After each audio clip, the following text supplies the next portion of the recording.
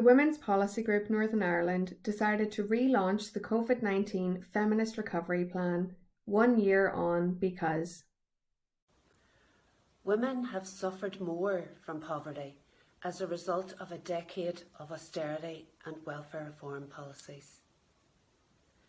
The pandemic has worsened this dramatically, and action must be taken now by our executive.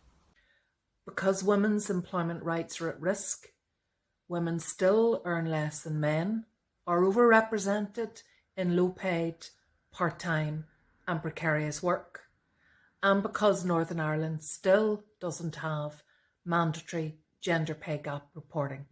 Because we need a women's employment strategy to address barriers women face in the workplace and changes needed in family leave frameworks to support all workers.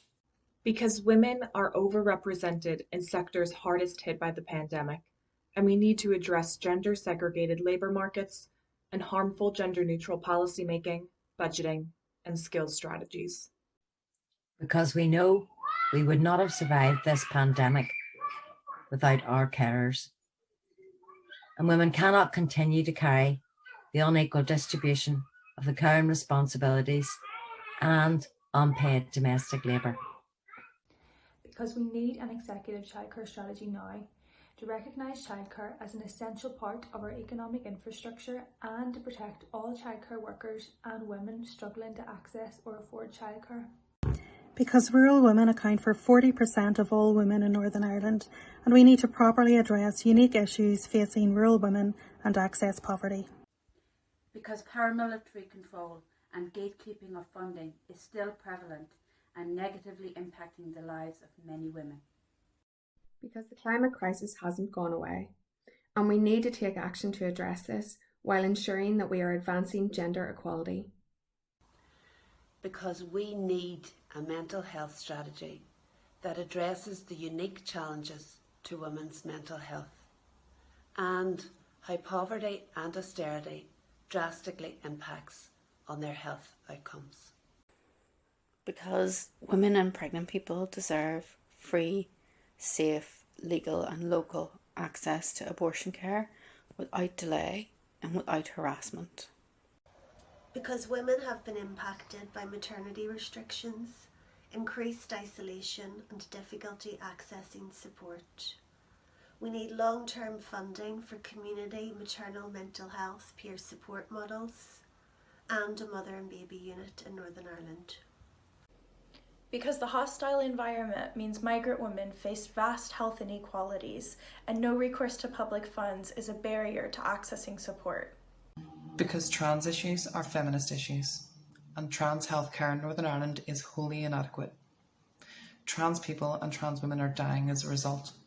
Because disabled people account for 70% of all COVID-19 deaths, and disabled people in Northern Ireland deserve adequate support without having to go through harmful tribunals and appeals.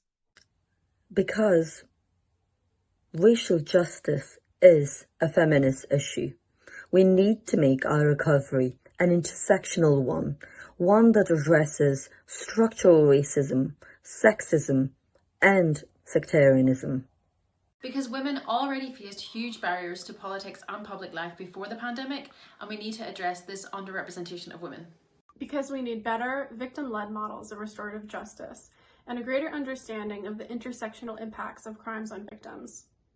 Because in our increasingly digital world, we need to tackle digital divides and address the health, social, economic and human rights implications of access poverty. Because too many women are being sent to prison in the absence of support for domestic abuse, mental health, addiction and poverty. Because rape culture and the toxic portrayal of women in the media is prevalent in Northern Ireland, and we need to change the culture around this. Because women and girls in Northern Ireland deserve the same protections from domestic abuse and gender-based violence as our sisters across the UK and Ireland. Because we need a violence against women and girls strategy that is inclusive of the needs of all women, including LGBTQ+ women, migrant women, disabled women and more. Because we need to address intersectional hate crime against Muslim women in Northern Ireland and work to eradicate honour-based abuse in all communities. We need proper, inclusive, mandatory and standardised relationships and sexuality education in our schools. We need equality and diversity education. And we need adult training and education programmes for women delivered locally.